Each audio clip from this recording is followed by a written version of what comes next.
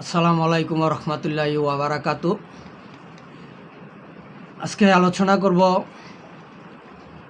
বাংলাদেশের স্বাধীনতার স্থীবিত মুসলিম নেতা, বাংলাদেশের জাতির পিতা জাতির জনক বঙ্গবন্ধু শেখ মুজিবুর রহমান ও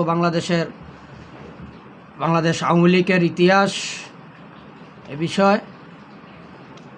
আজকে আমরা বর্তমান দেশে যা দেখতে পাচ্ছি বা বুঝতে পারছি যে একটি দেশবিরোধী দুষ্কৃতী চক্রান্ত আজকে দেশের ইতিহাসকে বিকৃতি করার চেষ্টা চালাচ্ছে, পায়তারা চালিয়ে যাচ্ছে।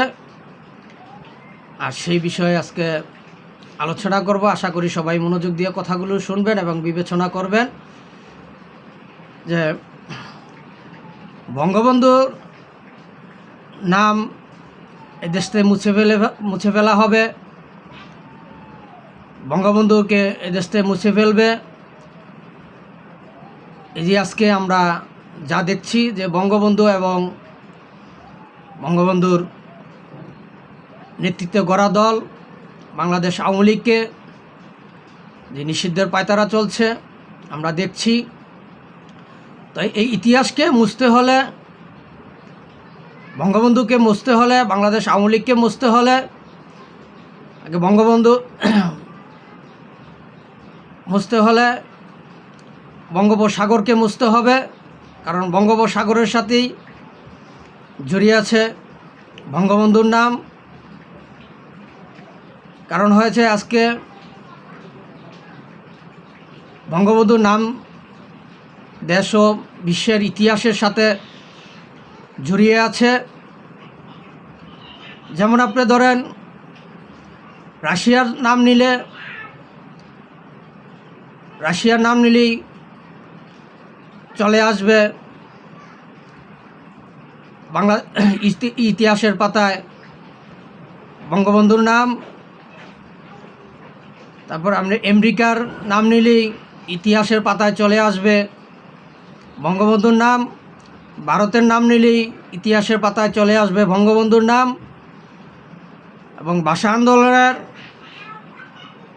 নাম নিলেই ইতিহাসের পাতায় চলে আসবে বঙ্গবন্ধুর নাম। এর কারণ বাংলাদেশের যে ছাত্র জনতার পক্ষ থেকে বঙ্গবন্ধু নামটি দেওয়া হয়েছিল, সেই নামটি দিয়েছিলেন ছাত্র জনতার পক্ষ থেকে তৎকালীন ঢাকা বিশ্ববিদ্যালয়ের ছাত্র বসিয়ার নেতা জননেতা তোফায়েল আহমেদ। উনি বঙ্গবন্ধু উপাধি নামটি দিয়েছিলেন ছাত্র জনতার পক্ষ থেকে। তো সেই ইতিহাসকে আগে মুছতে হবে, তারপরেই বাংলাদেশে এই বঙ্গবন্ধুর নাম, বাংলাদেশ আওয়ামী লীগের নাম মুছা সম্ভব হবে।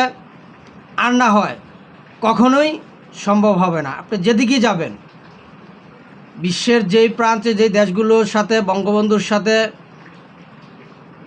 আলোচনা হয়েছে, সমঝোতা হয়েছে, সেই দেশগুলোর দিকে তাকালে ইতিহাসের পাতায় স্পষ্টভাবে বঙ্গবন্ধুর নাম চলে আসে। কারণ 1971 সালে এই বঙ্গবন্ধুর নেতৃত্বে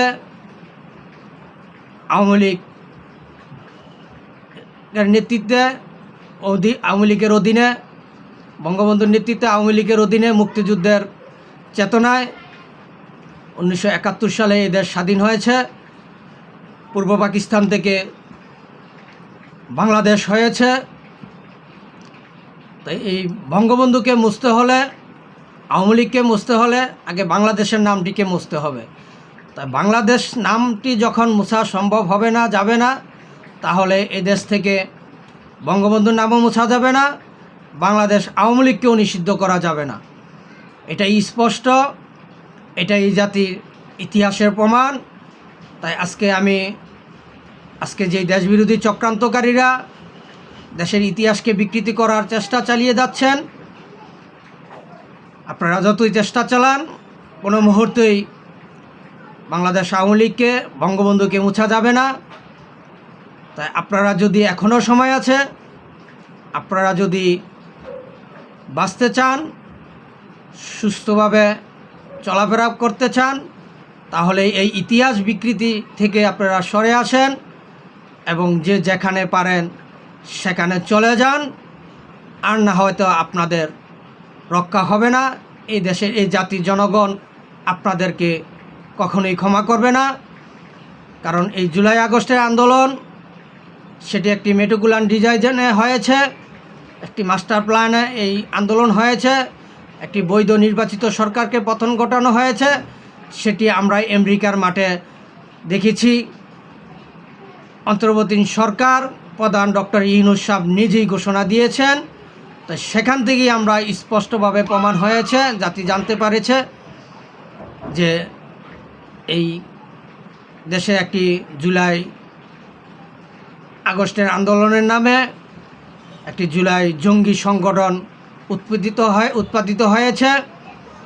জুলাই জঙ্গি সন্ত্রাসীরা আজকে জোরপূর্বকভাবে দেশ ক্ষমতা দখল করে রাখছে। আমরা সেইটা বুঝতে পারছি, এই দেশের জাতির জনগণ বুঝতে পারছে। আপনি ফিলিস্তিনের নাম নিতে গেলেই ইতিহাসের পাতায় বঙ্গবন্ধুর নাম চলে আসবে। এর কারণ আমাদের দেশে 1971 সালে যখন পাকিস্তান বিরুদ্ধে যুদ্ধ চলে, যুদ্ধকালীন অবস্থায় ফিলিস্তিনকে বঙ্গবন্ধুর নির্দেশে সহায়তা দেওয়া হয়েছিল।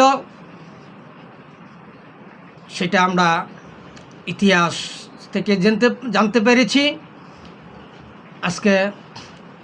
তাই এই জন্য আমি দেশ ও জাতির কাছে আহ্বান করছি, অনুরোধ করছি, আপনারা সবাই একতাবদ্ধ হন, ঐক্যবদ্ধ হন।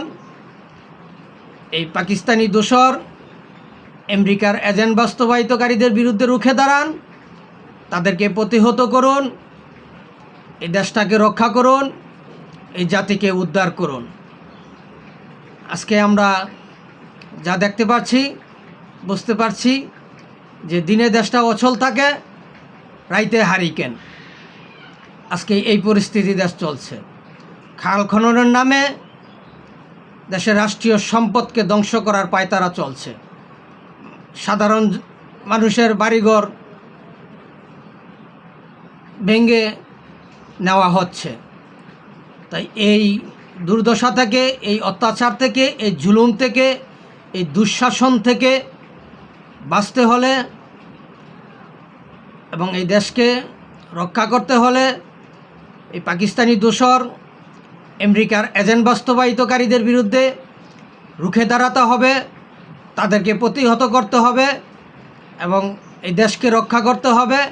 আর এই দেশকে রক্ষা করতে হলে এই দেশের সর্বস্তরের সচেতন জনগণকে ঐক্যবদ্ধভাবে মাঠে নেমে আসতে হবে, আওয়ামী লীগের পাশে দাঁড়াতে হবে, আওয়ামী লীগকে সহায়তা করতে হবে। আজকে জাতি বুঝে গেছে এই দেশে বঙ্গবন্ধু কন্যা দেশরত জননেত্রী শেখ হাসিনার প্রয়োজন আছে। তাই এই জন্য আমি দেশ ও জাতিকে আহ্বান করছি, অনুরোধ করছি, আপনারা সবাই একতাবদ্ধ হন, ঐক্যবদ্ধ হন। এই পাকিস্তানি দোসর আমেরিকা ইহুদিবাদীদের এজেন্ট বাস্তবায়িতকারীদের বিরুদ্ধে রুখে দাঁড়ান, তাদেরকে প্রতিহত করুন, এই দেশটাকে রক্ষা করুন। আপনারা সবাই মাঠে নেমে আসুন। আপনাদের পাশে বাংলাদেশ আওয়ামী লীগ আছে এবং থাকবে। কারণ বাংলাদেশের স্বাধীনতার স্থীপিত মুসলিম নেতা, বাংলাদেশের জাতির পিতা জাতির জনক বঙ্গবন্ধু শেখ মুজিবুর রহমানের কন্যা দেশরত জননেত্রী শেখ হাসিনা, উনি ইতিমধ্যেই স্পষ্টভাবে ঘোষণা দিয়েছেন উনি অতি অচিরেই দেশে ফিরে আসবেন এবং এই দেশের হাল ধরবেন। তাই এই জন্য এই দেশের সর্বস্তরের সচেতনকে আহ্বান করছি, অনুরোধ করছি, আপনারা সবাই মাঠে নেমে আসুন। এই এনসিপি নামে, জামাত শিবির নামে পাকিস্তানি দোসর আমেরিকার এজেন্ট বাস্তবায়িতকারীদের বিরুদ্ধে আপনারা রুখে দাঁড়ান, তাদেরকে প্রতিহত করুন, দেশটাকে রক্ষা করুন, মাঠে নেমে আসুন। আপনাদের পাশে বাংলাদেশ আওয়ামী লীগ ছিল এবং আছে এবং ভবিষ্যতে থাকবে। আপনারা নিশ্চিন্তে মাঠে নামে আসুন, আপনাদের কেউ আর কিছু করতে পারবে না।